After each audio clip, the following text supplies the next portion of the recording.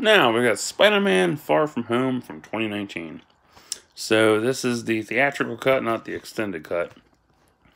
I was watching the deleted scenes before I did this video because I didn't remember what they were, or I hadn't seen them yet. And the special features for this include the short film Peter's To-Do List, cast bloopers, deleted scenes, stealthy Easter eggs, far from home, Suit Up, Fury and Hill, Thank You Mrs. Parker, and much more.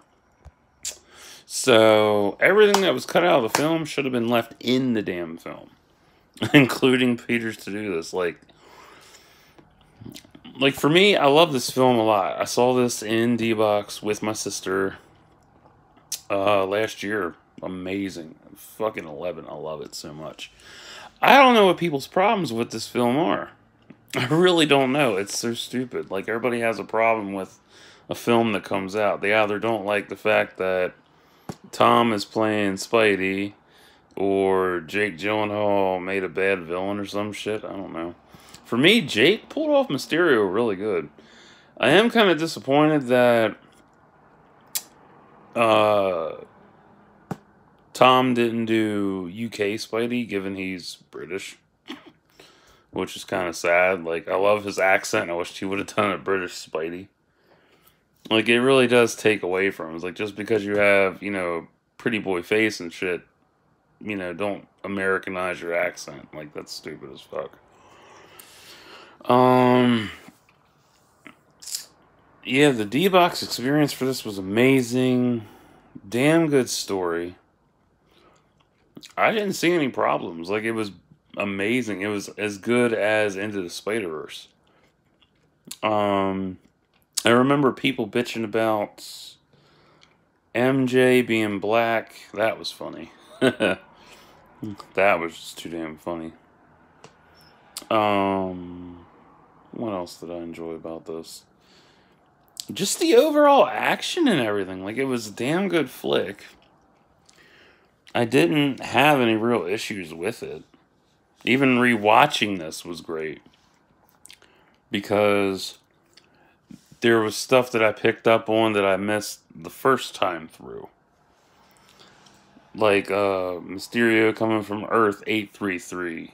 Yeah, 833. Like, I read up on that history. I was like, wow, that's really intense. Because that Spider-Man in that universe died from Verna. And she did a whole bunch of shit and literally annihilated the universe. But yeah, that was really cool. The deleted scenes definitely add to the story for sure. I especially love what's his name's phone footage add in. That was nice. That would have been good to add into it, because it would have given, you know, an alternate take on them getting into the vault for protection and shit, and all through the movie.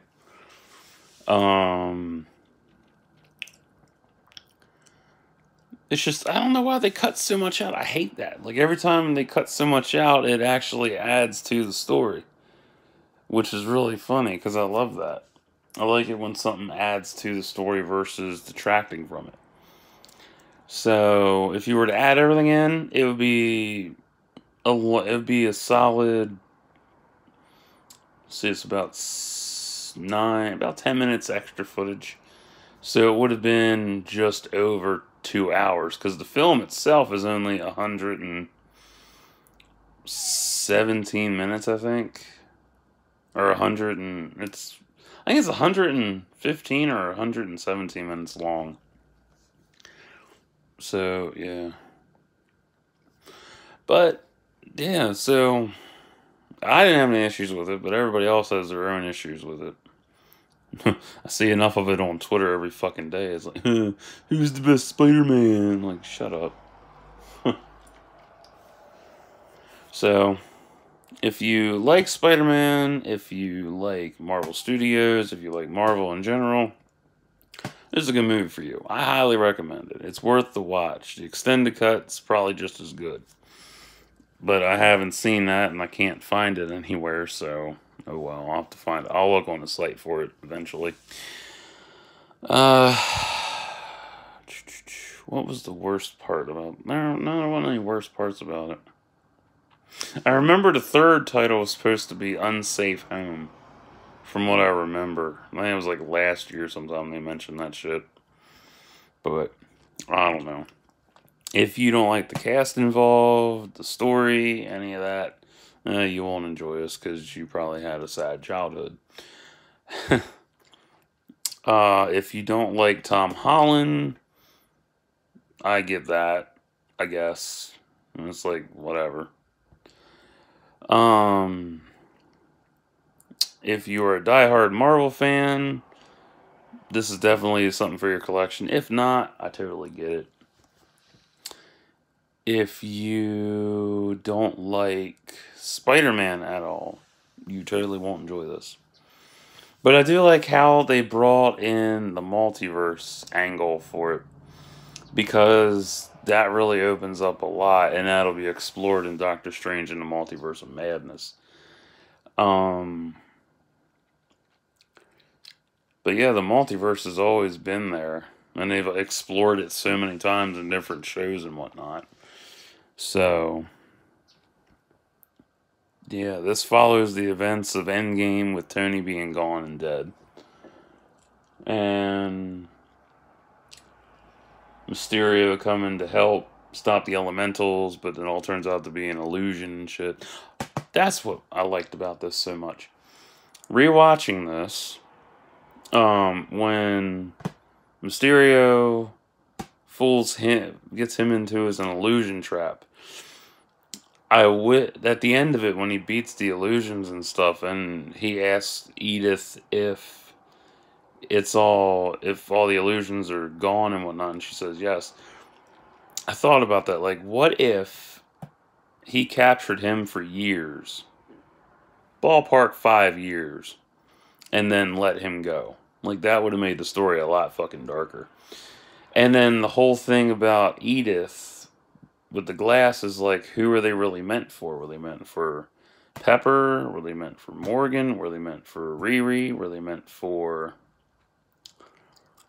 who was the other motherfucker? Happy? I don't know. That was the one question that was never answered. Was like, who are they really meant for?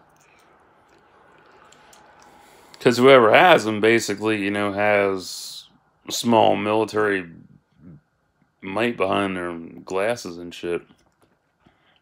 And he was right about Fury having the glasses.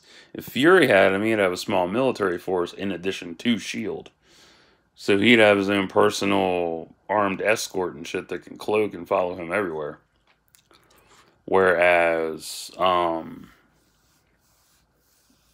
it's so many variables to think about with it. But, I don't know.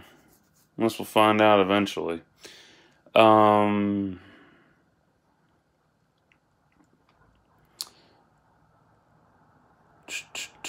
Yeah, I can't think of anything else, but yeah. Like, I did enjoy Mysterio. Jake Gyllenhaal pulled off an amazing Mysterio as a villain. Like, he did really good with that shit.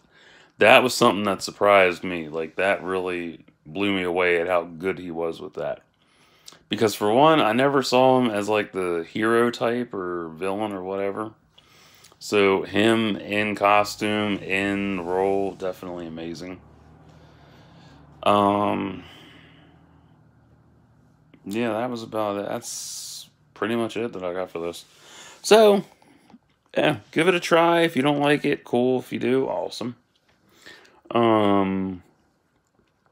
If I had to rank Spider-Man, in terms of, who's the best, definitely, because there's so many over the years, and I only grew up with so many of them. I grew up with 94 Spidey comics, and then I grew up with animated Spidey from the 90s and onward.